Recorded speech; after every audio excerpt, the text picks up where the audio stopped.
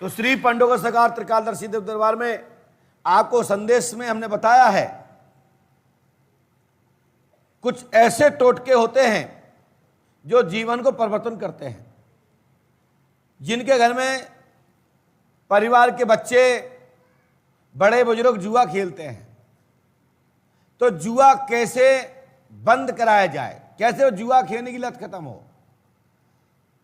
और जो खेलते हैं या खेल रहे हैं, मैं नहीं कहता कि वो बंद कर दें, लेकिन जो बंद कराना चाहते हैं तो तरीका सुन लीजिए। आपने कौड़ी सुना है? कौड़ी, बचपन में कौड़ी खेलते हो, कंची, वो कंची नहीं, कौड़ी, इसमें पेट कटा होता है, कौड़ी। हाँ, जो कौड़ी होती है वो कौड़ी 11 कौड़ी लेना है। एक पति के नाम से, पुत्र है तो पिता के नाम से, पत्नी है तो पति के नाम से, और पति है तो पत्नी के नाम से, दोनों एक दूसरे पूर्वक हैं। तो 11 कौड़ियों को जल में धोना है। और जितने घरों में सबकी लत पड़ी हो, सबके नाम लेते जाएं और उसको धोते जाएं। और जब भी उनका प्याला का टाइम हो, उस प्याला का जब पानी जहां से उठाते हो वहां बोतल में रख देना। जैसे वो मिला के गटकेंगे उनका गटागट हो जाएगा। जिंदगी में वे दारू नहीं पिएंगे, मैं गारंटी देता हूं। वो ये मदरा, ये जहर नहीं पिएंगे और इससे उनकी घृणा होना चालू हो जाएगी। ऐसा आप 41 दिन तक करिए और उनकी शराब छूट जाएगी, मैं गारंटी देता हूं। ये हो गया शराबियों के लिए। अब जुआड़ियों के लिए क्या करना है? तो ये 11 कौड़ियों को उल्टा बांधना है काले कपड़े में, और बांध के उनकी फोटो पे बांध के अपने उसी से, बेड पे सोते हैं तो अपने गद्दे के नीचे, चारपाई पे सोते हैं तो अपने बिस्तर के नीचे या तकिया में रख दीजिएगा, जो उनको छिदे ना, जो लगाते हो बिछाते हो। मैं गारंटी देता हूं कि अमुक व्यक्ति जुआ, सट्टा, लॉटरी आदि पासे नहीं खेलेगा। ये जिम्मेदारी है और मैं गारंटी देता हूं, विश्वास रखिए, सफलता मिल जाएगी। ये 5 रविवार करना है। कौड़ी के 3 और भी अलग अलग तरीके हैं। जैसे किसी को घर में सर्प बार बार आते हैं, नांग, तो 11 कौड़ियों की माला बनाएं और द्वार पर लटका दें। मैं गारंटी देता हूं कि आपके घर में किसी प्रकार का विषैला सर्प नहीं आएगा, नाग नहीं आएगा और क्षति नहीं पहुंचा सकता, ये गारंटी देता हूं। कौड़ियों के और भी अनेक लक्षण हैं, भगवान शिव के उपाय हैं। और ये कैलाशवासी श्री भगवान शंकर सदाशिव की कौड़ी नहीं खजाने में, आपने सुना होगा, धन धन भोलेनाथ तुम्हारे खजाने में माल तो होता ही नहीं है, कौड़ियाँ ही रहती हैं। तो कौड़ी को मतलब है कि ऐसा उनका मंडल है, ऐसा मंडल है कि ये कौड़ियों का खेल, कि आप किसी प्रकार के सट्टा नहीं खेलोगे, आप विष पान नहीं कर पाओगे, यानी कि उसमें सुरा, जो आजकल विषैली जहर, मदरा जिसको शराब कहते हैं, मैं गारंटी देता हूं उसमें तत्काल लाभ मिल जाएगा। आशीर्वाद है। साथ ही जिनको पति पत्नी में अनेक प्रकार की शंकाओं के विषय रहते हैं, कोई ना कोई शंका का जीवन व्यतीत कर रहे हैं या कष्ट रहता है, तो इस पर कैसे सर्वे करें, कैसे जानें? उनके सेट या उनका कोई अंग वस्त्र, लड़की है या मतलब महिला है या पुरुष, तो दोनों के किसी का अंग वस्त्र को अपने उसी से रख लीजिए।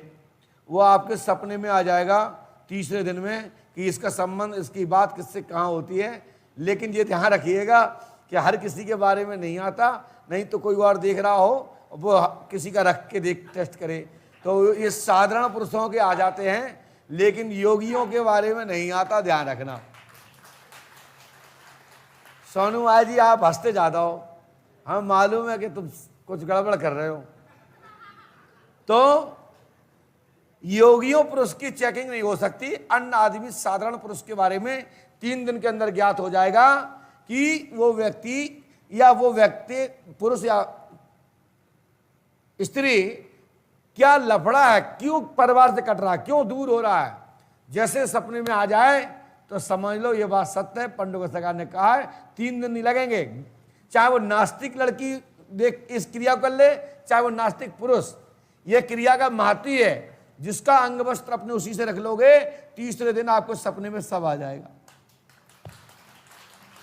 लेकिन कृपया उल्टा सुल्टा ना देखना। ये मत पति पत्नी के बीच के लोग देख सकते हैं, ऐसा नहीं कि उनके मम्मी पापा रख के देख लें तो कछु दिखने लगे। तो नहीं देखे, हाँ भी देखने लगे हमारी बहू कैसी है, हमारा बेटा कैसा है।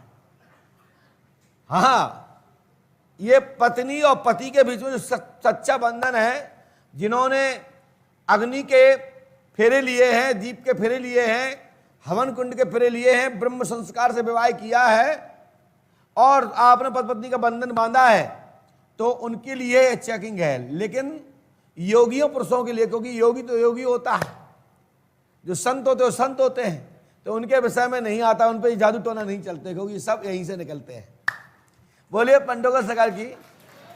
साथ ही आप यह भी देखें कि पंडोकर सरकार के दरबार में जैसे कि किसी व्यक्ति को कुआं में पानी नहीं है, पानी खत्म हो गया है, या कोई बोर कराना चाहता है कि पानी बोर कहाँ कराया जाए, कैसे हम उस भूमि को शोधन करें।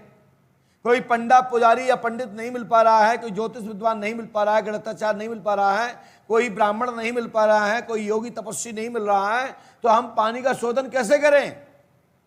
तो जहां भी आप पानी कराना चाहते हैं, बोर कराना चाहते हैं, बोरवेल कराना चाहते हैं, तो आपको कुछ नहीं करना है, मात्र 2 बांस की डंडी लेना है, 3-3 गांठ की, और दोनों को फाड़ लेना है, और दोनों के बांस एक हाथ में ले लीजिए, एक फका को, और चलते जाएं और बांस इठने लगे, आपके हाथ से छूटने की स्थिति बन जाए, आपकी खाल कटने की स्थिति बन जाए, तो समझ लो यहां अटूट पानी है, पानी की कमी नहीं आएगी। एक तो उपाय ये है।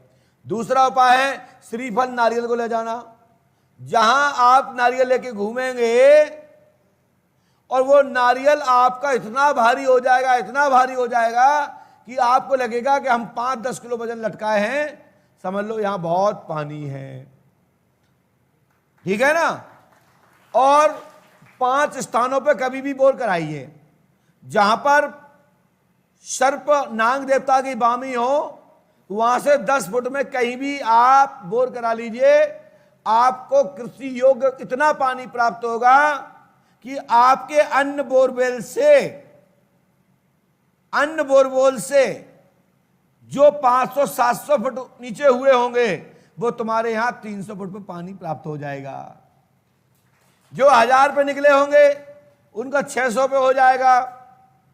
मेरी बात समझ पा रहे हो। और जहां पर आकड़ा का पेड़ लगा हो, अकौआ का, वहां तो बगैर सोचे ही बोर करा देना, 100% पानी प्राप्त होगा, निराशा हाथे नहीं आएगी। साथ ही जिनको आपके घर में, आपके बिजनेस में हानि होती जा रही है, बरकत नहीं हो रही है, कर्ज चुकता नहीं हो रहा है, तो आपको अपने घर में अपनी कुल देवी के नाम से एक चुटकी सिंदूर लीजिए और वो चुटकी सिंदूर को लेकर के चौराहे पर छोड़ दीजिए और चौराहे की मिट्टी लेकर तालाब में छोड़ दीजिए। आपकी मनोकामना पूरी हो जाएगी। आशीर्वाद है। तो इस प्रकार से हमने बहुत सारे संदेश और घरेलू उपाय आपको बता दिए हैं। समय आने पर जैसे आप बताओगे, पूछोगे कि हमको इसके बारे में पूछना है, तो ये भी हम प्रारंभ कर रहे हैं, लेकिन उससे संबंधित आपको ग्रंथ पढ़ना पड़ेगा। तो ग्रंथ पढ़ोगे तो आपको एक तो उपाय मिल जाएंगे और उसके बाद आपको ज्ञान मिल जाएगा। जब ज्ञान मिल जाएगा तो आपके जीवन में चलने की विधा मिलेगी और जब विधा मिल जाएगी तो आपके जीवन में खुशहाली आएगी और घर की तरक्कियां होती रहेंगी। हमारा आशीर्वाद है। तो अब जो लोग यहां से मिलने वाले वक्त लोग हैं,